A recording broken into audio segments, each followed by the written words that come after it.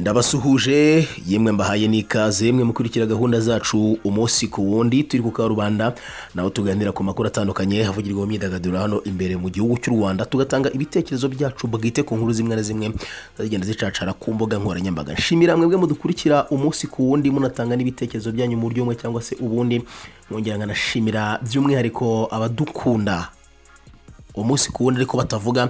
Ndanashimira n'umuryango mugari tugiye kunguka bagiye gusubscribinga kuva aka kanya, n'iby'agaciro kenshi kandi gakomeye cyane kudukurikira. Uyu munsi tugiye kuganira ku byabaye mu bitaramo bibiri bikomeye byabaye kuri uyu wa gatandatu ni tariki 23 z'ukwezi kwa 10 2021. Ni mu kanya gato kabisa, ubwo nuramuka ubonye iyi nkuru ejo cyangwa se ejo bundi menye ko yakozwe n'ubundi ibitaramo bikirangira. Nikitwa Kiss Summer Award 2021 ndetse nikitwa Bianca Fashion Week, niko mbitekereza byabaye kuri uyu munsi. N'ibirori byaranzwe n'udushya dutandukanye kandi dukomeye mu buryo bugiye butandukanye.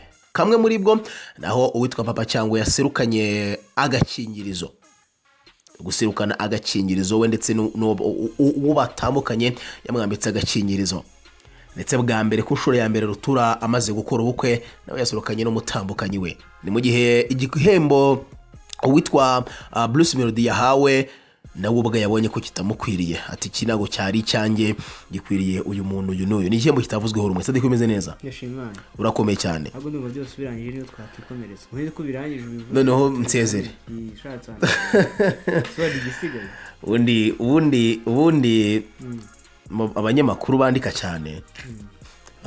Hari ikintu bita read y'inkuru, ngo read y'inkuru ibikubiyemo inkuru yose. Ubwo nanjye nanisanishije nabo kuko nigeze kubana bigiye kitari gitoya. So uyu munsi ni ibirori byari byitezwe cyane bibiri, hari cyo bita Kiss FM cyangwa se Kiss Summer Award 2021 2021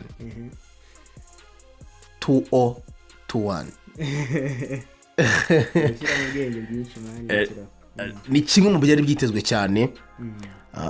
Uko cyari kitezwe ndetse nako cyanagenze. By the way cyari igitaramo ginakunze cyane, abango byari ibirori nakunze cyane cyane ngendeye ku mideri, imyambarire.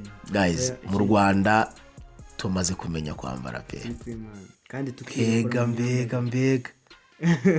mbega abakobwa bari bambaye neza. Katwinjire mu byabaye mu gihe uzi bakorera kubuza abakobwa ko tavuga abasore. None se nasoza kuvuga mbega abasore bari bambaye neza. Ni ku nshuro ya kangahe? Ya gatatu Kiss Summer Award iba ni ku nshuro ya gatatu. Ndumva uyu mutipa ari we Melody uba umuhanzi wa Summer. Inshuro eshatu zose ari umuhanzi wa Summer. Uyu munsi abakobwa batandukanye bambaye babukereye cyane, abasaga nk'abari kuyobora abaca ku itapi itukura barimo Cyuzuzo wo kuri Kiss FM ndetse na Keza Joanna Miss Heritage 2015 bari bambaye neza pe, makanzu rwose asigaye akorwa. Umuntu ucuruza ikanzu idasatuye itagaragaza itako, umuntu rwose nashaka zinga agiye guhinga, kuko nabonye Abanyarwanda kazi rwose ari byo bari biyambariye cyane, byari byiganje mu myambarire yabo. Reka twinjire mu buryo burambuye, duhere wenda muri iyi Kiss Summer Award. Ubwo kubijyanye n'imyambarire byo amaso ari kubaha bari bambaye neza mu buryo bugiye butandukanye, ariko hari abagombaga gutwara ibihembo. Ati nubwo abeza ari benshi haba hariho mwiza kubarusha, nubwo abahanga ari benshi hari uwahanze kurusha abandi, nubwo abasizi ari benshi hari usiga guhiga abandi.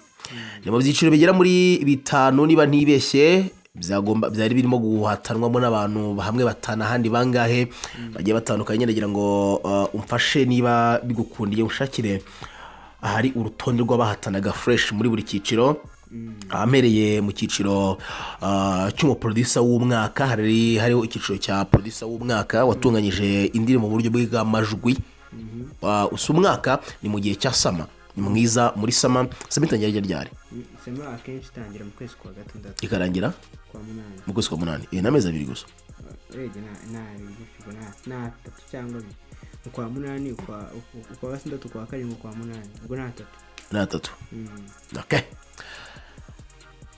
Producer w'umwaka ngo harimo uwitwa Element, yarahanganye n'uwitwa Eolash, ahanganye n'uwitwa Crema Kene Music, ahanganye n'uwitwa Medbeat.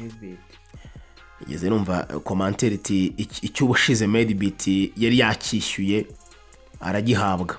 Ukuntu muvuga ibintu ati rwose ati kiriya gihembo rwose byasaga nkaho nakumwe bajya bagura ikipe. Ariko hari n'amajwi yasohotse by the way barimo barabivuga ukuntu igihembo ngo hari umuntu wakiguze.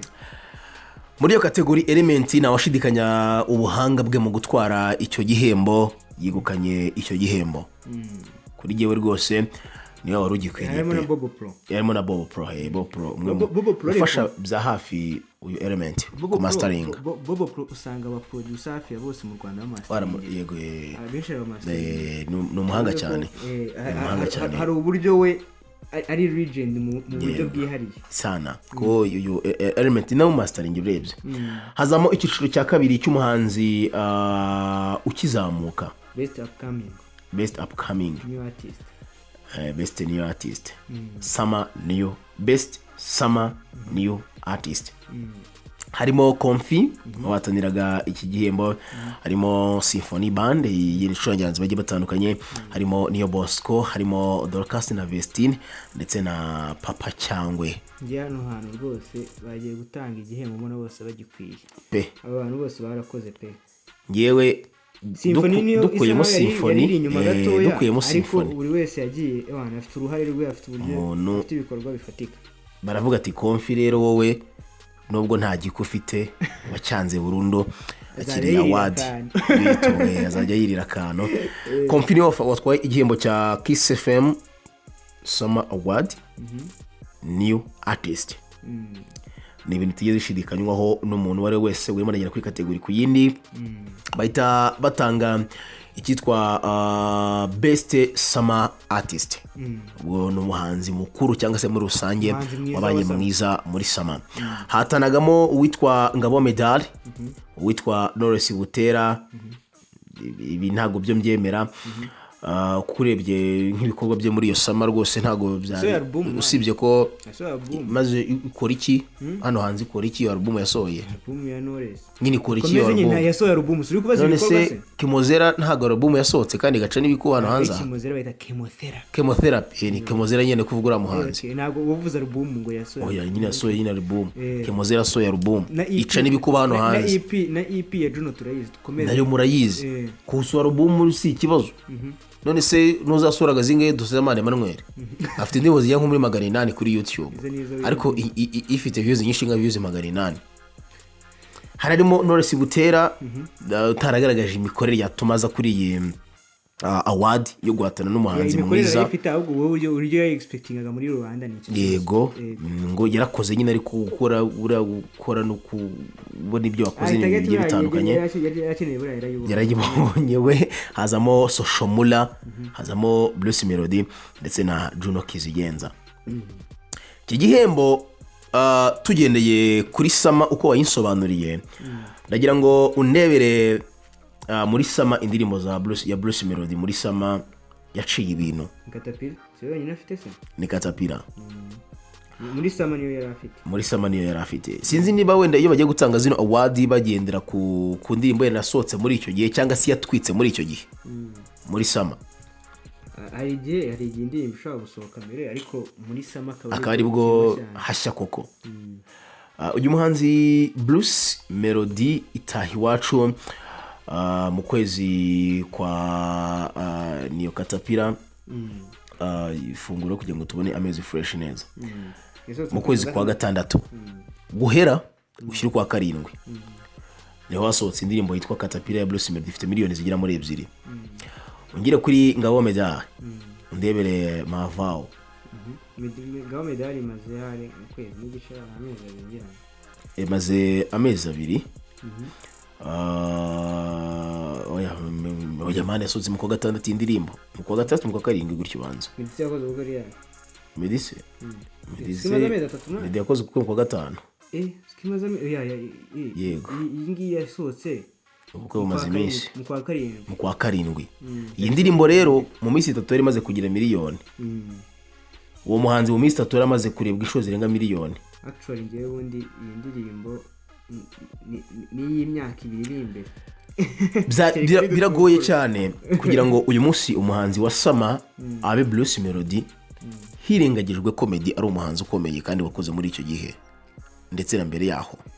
Kindi cya kabiri nawe mumboneye koko ni nka bimwe buriya abanza bamaze gukura nka bimwe The Ben yabonye ari nomine muri award imwe na Meddy akavuga ati bro warakoze go ahead nta numukuyemo ntiyanikuramo. Yenekereza ko ibihembo hari ibyiciro byinshi bikiburamo sibyo ntabwo byo ndasubiza ariko bya hip hop byaki hakwiye no kujyamo n'icyiciro cy'umuhanzi wakoze kurusha abandi.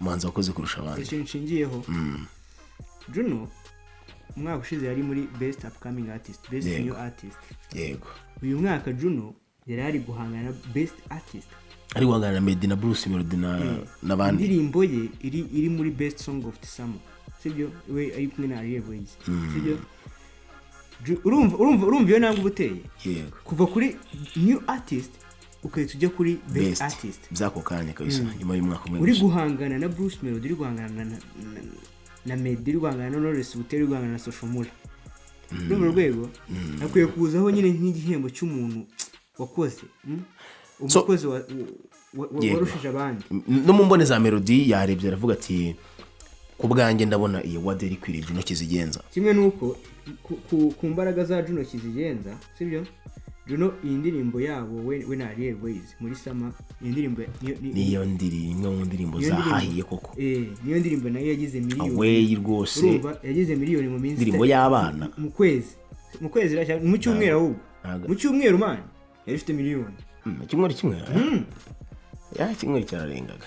Icyo nsi nuko umunsi gira views miliyoni nimwe muri yego zagize zihuse mu kugira views miliyoni bivuze ngo Juno yahabwaga ngiye na amahirwe menshi yo kuba yatwara best artist wengiye kugira ngo nubundi nkabira Melody yavuze buriya idatwarwa na Meddy yari ya Juno mu maso yanjye nawe ubwo yabire byabona atakirizavinga Melody buriya iyo umuntu abaze ku muhanzi mukuru amaze kuba mukuru yakubwira ati ya award yari kwiriye umuntu runaka nuko yabonaga nyine watayirizavinga so gusa niyo baye best artist Sama artist Aisaza icyiciro cyakoze abantu benshi aitazaho icyiciro cyakoze abantu benshi ku mutima ni icyiciro cya best achievement award yego umuntu wakoze ibikorwa by'indashyikirwa muri muzika iki gikorwa cyangwa iki gihembo cyatanzwe ni kimwe mu bihembo nimba hariya baragitanga n'ushyize ngo cyahawe DJ Mira yego DJ Mira baramuhaye muri isibo iki gihembo nicyo gihembo nabonye gifite meaning cya gihembo kabisa uvuga ati ya respect umuntu Jay Polly wagihawe Jay Polly ni impirimbanyi ya hip hop yego iyo tuvuze Jay Polly mu Rwanda nko kumva abantu bihirinze kuri hip hop ku rwego rw'isi ukumva ba Tupac kumva ba Big Poppa kumva abo ni abantu bagiye ku myaka 20 n'abo batipe bitabye Imana ku byo myaka 25 ariko ibikorwa byabo na n'ubu birazwe kubera iki hip hop uburyo barirwaniye imbaraga bayishyizemo mu Rwanda. Rero tugeze mu Rwanda iyo uvuze kuri Tough Gang uhita ugaruka cyane kuri Jay Polly. Jay Polly ni umwe mu bantu batumye stade amahoro ibirahure byayo bishiramo kubera kumwimagumago ndabyibuka hari icyo gihe bayihaye Tom Cruise Tom Cruise ya mbere niyo ya mbere okay PGSS ya mbere ni Tom Cruise ubwo Ryan Manzi bamuvuzaga amabuye remember ariko urumva Jay Polly ati mureke jaja Jay Polly ni impirimbanyi niwe muhanzi wa mbere wa hip hop watwaye igihembo nk'icyo ngicyo cyagomba superstar. Jay Polly kuba yahawe igihembo cya best achievement muri music achievement arakimerita 100%. Ahubwo sinzi impamvu atagihawe mbere. Cyekwa cyenda nimba ari uko yitabye Imana akaba ari respect bamuhaga akomeza kurukira mu mahoro. Iki gihembo ni kimwe mu bihembo ngiye byankoze ku mutima. Yego. Byananshimishije. Yego, nyuma y'icyo gihembo harari indi kategori y'indirimbo y'umwaka rwa rucabana. Hatanaga indirimbo yitwa Mavao ya Meddy, hagatana indirimbo yitwa Ndirutse cyane, hagatana indirimbo ya Ariel Wayz na Juno kizigenza, igikwe, hagatana indirimbo yitwa Igikwe ya Konfi ndetse na Gabiro de Guitar. Ubwo umwana yongeye yuburisha umutwe Gabiro de Guitar. Hagatana indirimbo yitwa Katapira ya Blues Melody n'amata ndetse n'indirimbo Amata ya Free Peter ndetse na Social Mula. N'urucabana Mavao n'ubundi yatwaye award. Meddy ashimira bikomeye cyane abanyarwanda, ashimira abarebera umuziki wo mu Rwanda umunsi ku wundi, anashimira bikomeye abahanzi nyarwanda bitewe n'urwego runaka umuziki uri kugeraho. Yemwe anashimira bikomeye cyane Kiss FM yibutse cyangwa se itekereza abahanzi umunsi kundi. Ubushize ubwo isi watangaga igihembo ibihembo by'abahanzi beza b'umwaka, nabonye byaba ari igitekerezo cyiza hagiye haba hari abantu barenze umwe babasha gutanga award kuri aba bahanzi cyangwa se mu byiciro runaka. Donc sinzi niba uko ibihembo biba ari bitoya n'ibingiye bitandukanye cyangwa se wenda biba ubushobozi wabo butari bwo bukomeye cyane, ariko usanga ari ibyiciro bimwe na bimwe bitari mwanga kandi bikeneye kuba birimo. Biragoranye ko wafata best artist, ufitemo Bruce Melody, ufitemo Meddy, ufitemo Juno, ufitemo runaka, bizakugora yuko uzapfa kubonamo Kevin yaje mwaho ngaho kandi umuhanzi mwiza. Bizagora yuko ubona Konfi ejo wenda ubutayongeye kugarukamo kubera ko ejo bonaga azabakiri new artist kandi umuhanzi mwiza. Bizagora kubonamo Betray, bizagoramo ko ubonamo Ariel Wayz, bizakugoramo ko ubona Aline Sano. Hari kategori nyinshi zigikenewe, sinzi niba ari ubushobozi n'ibyo bitandukanye ku buryo buri cyiciro cy'umuhanzi azajya yibona mwaho ngaho akavuga ati hari urwego mvuyeho rumwe, hari n'urwego ngiye kujya nko kuyenze kuri Juno kizigenza. Ikintu twakemeranyaho iyi Kiss Award ku nshuro ya 3 ibaye ni umwana ukiri kuvuka. Yego. Ubwo rero nimba hari uburyo ibintu bitare byafata intera ngo bishinga imizi, sibyo hari ukuntu bagomba shobora kwitwara gake gake n'ibyo byiciro tukazabona. Nicyo kintu Bulldog yasabye. Bulldog nyuma yuko yari amaje gufata igihembo cya Jay Polly nk'uwari umuhagarariye akanaririmba indirimbo ye, Bulldog yahise avuga ati muri Kiss Award muzibuke icyiciro cya hip hop, bose mutwibuke. Arangije bari kumwoga kuri red carpet kuri Kiss FM. Ni hamwe mu hantu hadakinwa indirimbo nyinshi za hip hop, sibyo? Hip hop ni injyana isa nk'isigwa inyuma, sibyo, mu buryo bumwe cyangwa se ubundi. In that case rero nabwo kugira ngo icyo gikorwa bakibuke bizahera ku buryo radio iplayinga izo ndirimbo za hip hop, uburyo imbaraga za pop kuri hip hop. Ubwo nibihera kuri radio bizagera no kuri kategori bigere no ku bawade buri bitandukanye. Iki kintu Bruce Melody yigeze kugikoraho ndetse na equipe ye babana mu isi ubushize, nubwo byasaga nko guhunga cyane Meddy. Umwaka ushize mu 2020 nibwo bateguye nyine ibiciro bitandukanye, banategura best international award, artist of the year, numva ari international diaspora artist of the year, numva ariko iyo kategori yitwaga. Ubwo benshi bifashe nk'uburyo kugira ngo ahunge kuba yagongana na Meddy kuko muri Meddy deservinga iyo award. Meddy yagishe byarafite ibikorwa. Meddy nta na rimwe ajya buri bikorwa Meddy buri mwaka ubundi Meddy ni wa uyu mwaka ubwo ni wadutungwa dukorera indirimbo ebyiri, umwaka umwe ubona afite indirimbo imwe ihera mu kwa mbere ikageza mu kwa 12. Ikitwika Meddy nimwe mu bantu bitonda akagukubita indirimbo y'ibihe byose guhera mu kwezi kwa mbere. Meddy indirimbo ze nyinshi aba ari iz'ibihe byose. izi bazi ibi byose kandi nyine ubona ko ari ibintu yari ari hit wa mungana yari ari dusuma afite Carolina yari afite we don't care hano ntabwo ari kumucika afite ibikorwa bari byatanye Melody ntabwo ari kumucika rero aravuga ati rero kino kinama kandi award yateguye hano bita iwacu ntago nahava maramasa ahita yikora diaspora of the year biranamuhira ikiriro kare byagomba kugitwa birumvikana cyane ko nyine akwiye kuba haje ibindi bintu runaka byongera mureka twigire mu dushya tumwe tumwe twagiye turanga na best female yego shiza ririmo best female hakazamo gospel ntago nzakusukuru uzafata pasi ya bizimana ngo muzane ku isoko rimwe na Ariel Wayz na Juno kizigenza tekereza kuzana Noza Vestina na Dorcas kabakubitana ku ntutu kabagereranya biragoye cyane so nyine hari kategoriza zikenewe ku ruhande ku buryo umuntu avuga ati nubwo nakubise niyo mpamvu uriya aba rappers bagira babangamiriwe cyane hip hop ni njyana ikunzwe cyane ariko ntago ari yanjyana usanga iri trend ntago indirimbo ya hip hop usanga iri trend nk'izindi ndirimbo zose so ukidakunzwe hip hop ntago igira abafana igira abakunzi yego so ugasanga rero mbene muri ubwo buryo hari ibintu runaka byangije kandi cyane so ugasanga muri uko kwangiza icyo kintu usanga kugira ngo nta hip hop mu Rwanda sananya nta bahanzi kazi ba mu Rwanda muri za awards zose harimo umuhanzi kazi umwe nawe utabimerita Knowless Butera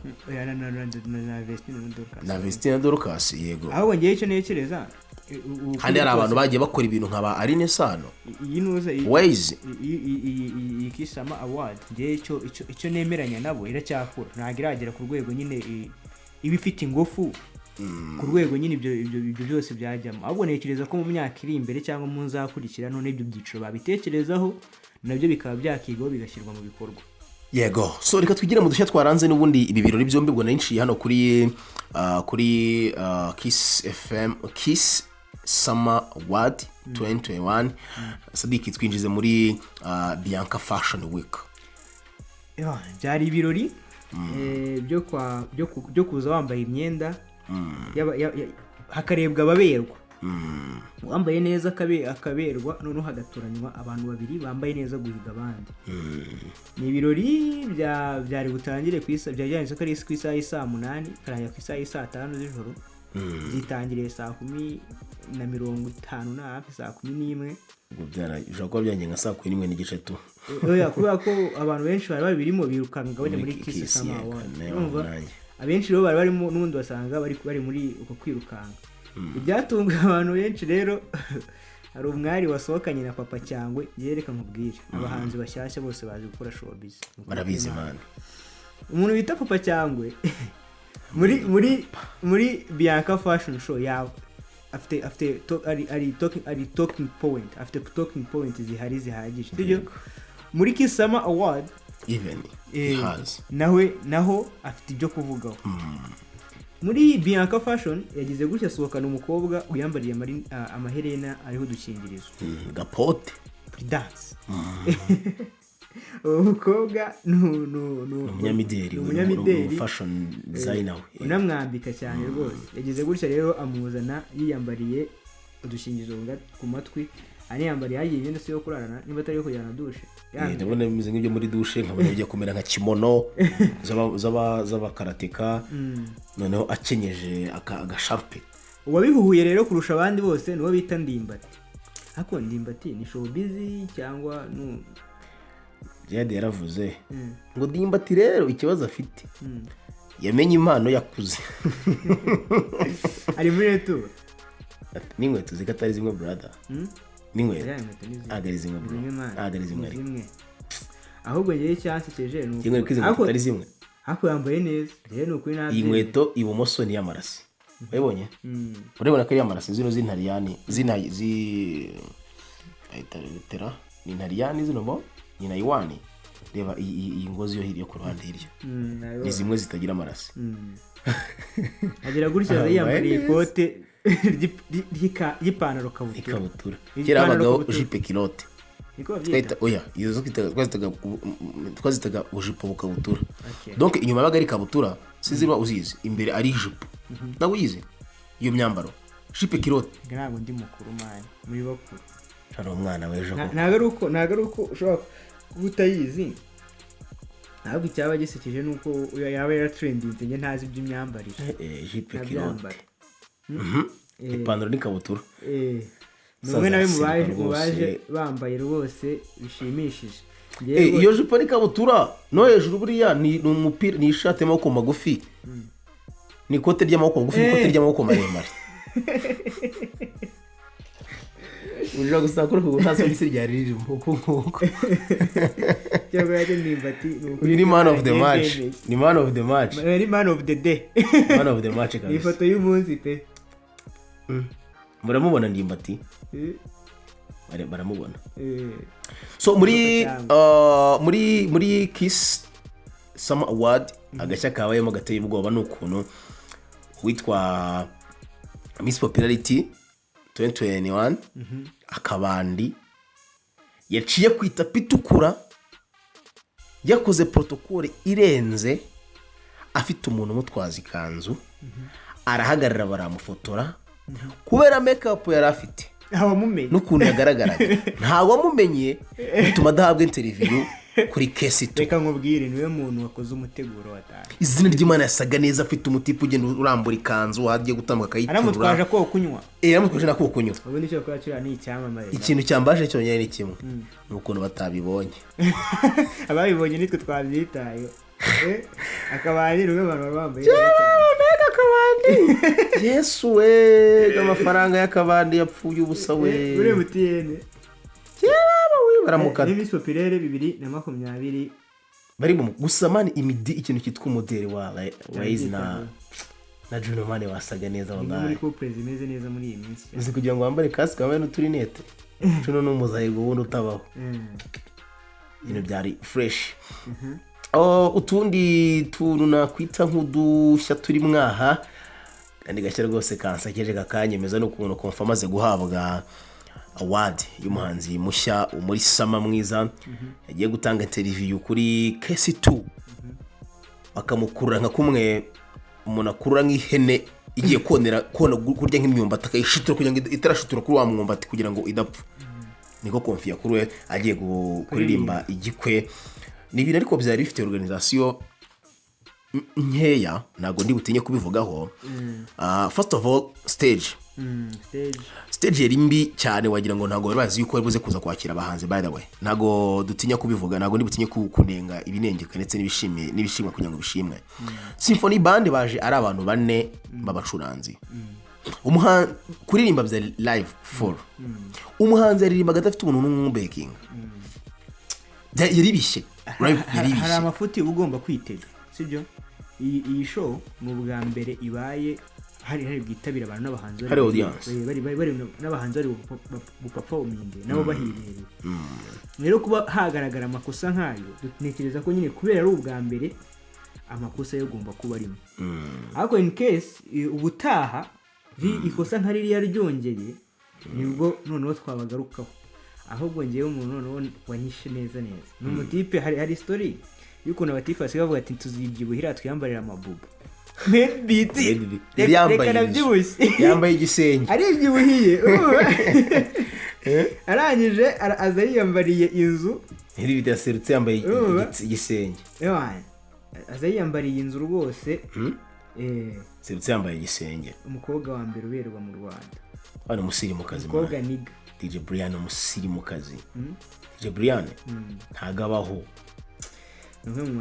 ni ikindi kintu man DJ Brian ikindi kintu iriya outfit iri beyond yambaye neza cyane irenze ubwiza ni mu bundi buryo so ngayo nguko muri Kiss FM Summer Award 2021 ndetse no muri Bianca Fashion Week I was not there kwa Bianca ariko I think ko bitagenze nkuko yabyifuzaga cyangwa se yabiteguye uko biri kose kuri show ebyiri zimeze gutya uko byagenze kose yanyuzwe mani ariko sa umuntu wazihurije hamwe rwose yarahemutse ariko sa ryabayeho nguko umwaka wa 2019 I think so abanyamakuru b'imyidagaduro mu Rwanda bateguye igitaramo cyo gufungura forum yabo ku mugaragaro.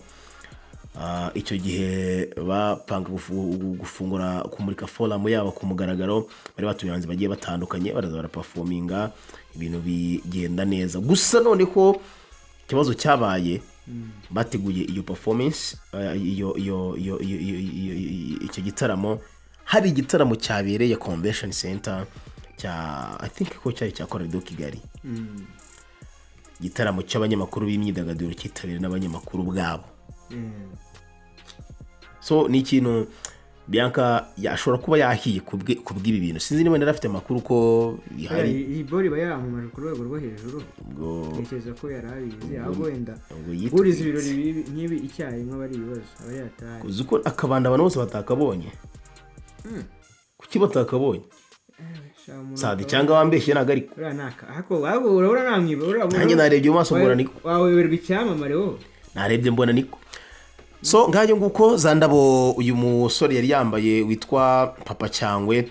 Rero turaza kwitega amagambo nandi y'ubusa agomba kuvugwa ni kandi nakubeshye ni umwe mu bantu banshimishije. Papa Cyangwe abantu barategura byatari show business ukuntu show business ikorwa.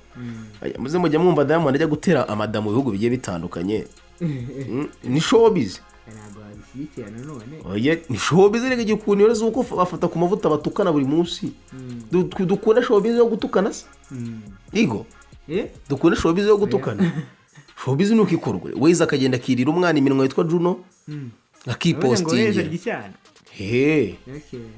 Melody niyo wadusekeje nginyenye ebyiri zisomanye ngo bari nko gufunga indumane. Ngo Wayz ngo na Juno ngo basomanye ngo bari nko gufunga indumane. So ngayo nguko twibera ku Karubanda, iyo yari update muraza kuza kugenda mukurikira mu ibintu bigiye bitandukanye mu buryo bwihariye, ikintu ku kindi mu byabaye muri iki gitaramo cyangwa se ibirori byo gutanga award kuri Kiss Summer Award 2021. Nitwa Janvier bari kumwe na Sadi ku munsi ku wundi. Bye, mwagwe umugisha.